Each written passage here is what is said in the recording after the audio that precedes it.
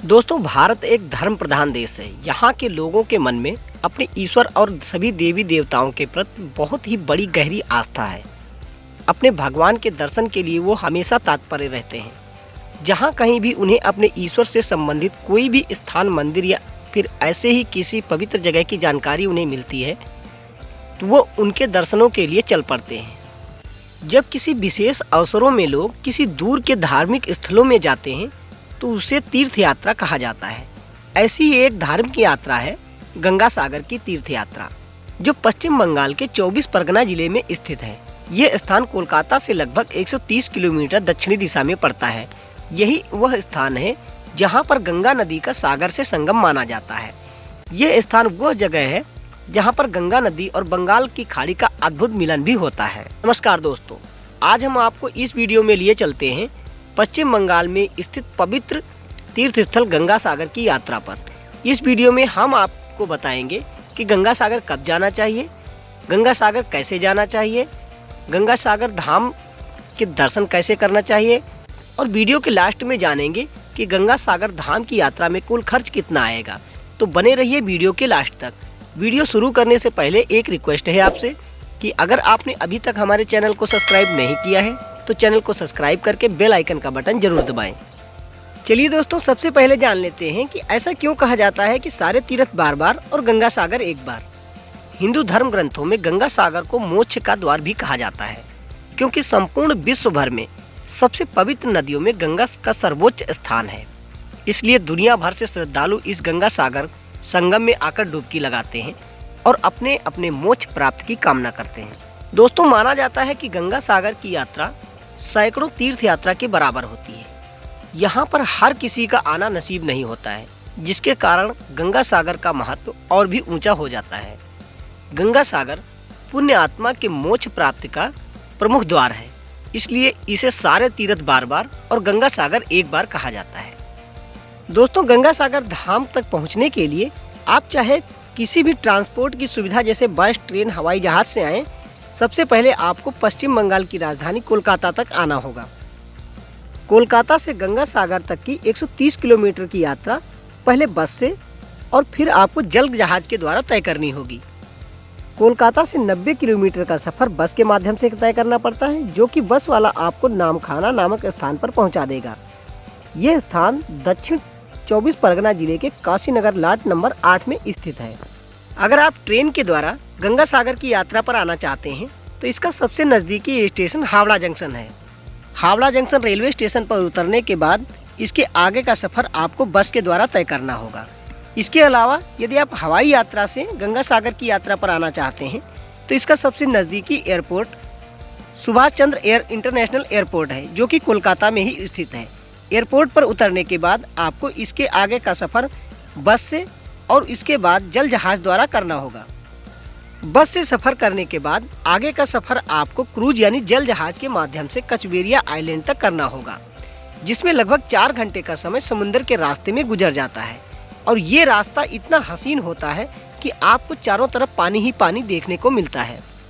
कचबेरिया island से गंगा सागर की दूरी मात्र 30 किलोमीटर की रह जाती है और यह सफ़र आपको बस या टैक्सी के माध्यम से करना होगा। यहाँ से बस और प्राइवेट टैक्सी आपको गंगा सागर तक आसानी से पहुँचा देती हैं। दोस्तों, गंगा सागर धाम में पहुँचने के बाद हर किसी के मन में ख्याल आता है कि वो अपने ठहरने और खाने पीने की व्यवस्था कैसे करे। इसके लिए हम आपको बता दें कि गंगा सागर धाम में रुकने के लिए बहुत सारे प्राइवेट होटल मौजूद हैं, जिनका चार्ज 600 रुपये से लेकर 5000 रुपये तक का होता है। आप अपने बजट के अनुसार किसी भी प्रकार का होटल बुक कर सकते हैं। इसके अलावा अगर आप सस्ते बजट में रुकना चाहते हैं तो कपिल मुनि मंदिर ट्रस्ट की तरफ से वहां पर धर्मशालाएं बनी हुई हैं, जिनका चार्ज प्रतिदिन का 300 रुपये से लेकर 500 तक का होता है, जिनमें आपको एक रूम अवेलेबल मिलेगा और एक रूम में 3 लोग बहुत आराम से रुक सकते हैं। इसके बाद बात आती है खाने पीने की व्यवस्था के बारे में। तो इसके लिए हम आपको बता दें कि वहाँ पर बहुत सारे रेस्टोरेंट मौजूद हैं, जिनमें जाकर आप भोजन कर सकते हैं। इन रेस्टोरेंट में एक थाली का चार्ज लगभग 100 रुपये तक का होता है। चलिए दोस्तों, अब हम आपको बताते हैं कि गंगा सागर के दर्शन कैसे करें। सागर और गंगा के संगम वाले स्थान पर स्नान करके सूर्य देवता को अर्घ दिया जाता है, यानी कि सूर्य की पूजा करते हुए गंगा माँ के चरणों में पुष्प, नारियल और यज्ञोपवीत भेंट करते हुए पूजा करने से माँ गंगा मनुष्य के सभी पापों को मुक्त कर देती हैं। इसलिए इन्हीं चीज़ों की वजह से गंगा सागर का महत्व सर्वोच्च है। समुद्र में स्नान करने के बाद सागर तट पर स्थित कपिल मुनि के मंदिर में भगवान विष्णु की पूजा की जाती है, क्योंकि कपिल मुनि भगवान विष्णु जी के ही अंश हैं। ऐसा करने से माँ गंगा बहुत ही प्रसन्न होती हैं और मानव को उसके पापों से मोक्ष की प्राप्ति का रास्ता बताती हैं। चलिए दोस्तों, अब हम आपको बताते हैं कि गंगा सागर यात्रा में आपका कुल खर्च कितना लग सकता है। दोस्तों, अगर आप एक दिन का टूर ट्रिप बनाते हैं और एक रात रुककर वहां दर्शन करते हैं तो एक व्यक्ति का लगभग खर्चा 1200 रुपये से लेकर 1500 रुपये तक का लग सकता है।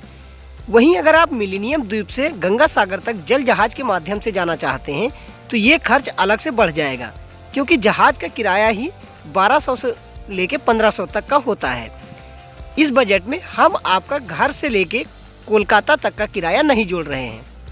दोस्तों, गंगा सागर में कपिल मुनि आश्रम के पास हर वर्ष मकर संक्रांति के दिन मेला लगता है, जो प्रायः 5 दिनों तक चलता रहता है, जिसमें लाखों करोड़ों श्रद्धालु सागर और गंगा के संगम में डुबकी लगाकर और कपिल देव के दर्शन करके अपने पापों से मुक्त होते हैं। चलिए दोस्तों, इसके साथ जान लेते हैं कि गंगा सागर जाने के लिए सबसे अच्छा समय कौन सा है।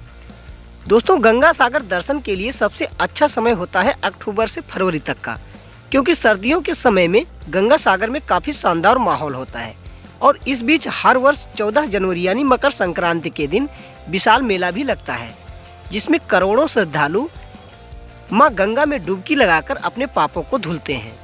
यही अगर आप गर्मियों के मौसम में गंगा सागर घूमने जाते हैं तो गर्म मौसम की वजह से चिलचिलाती धूप थोड़ा गंगा सागर की यात्रा में परेशानियाँ डाल सकती हैं। इसलिए मेरा रिकमेंडेशन है कि आप अक्टूबर से फरवरी तक के समय में गंगा सागर की यात्रा का प्लान करें।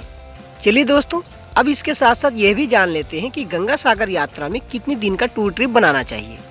दोस्तों, जब भी आप गंगा सागर की यात्रा पर जाएं तो वहां एक रात रुककर दर्शन करें और अगले दिन पुनः अपने घर के लिए प्रस्थान कर सकते हैं।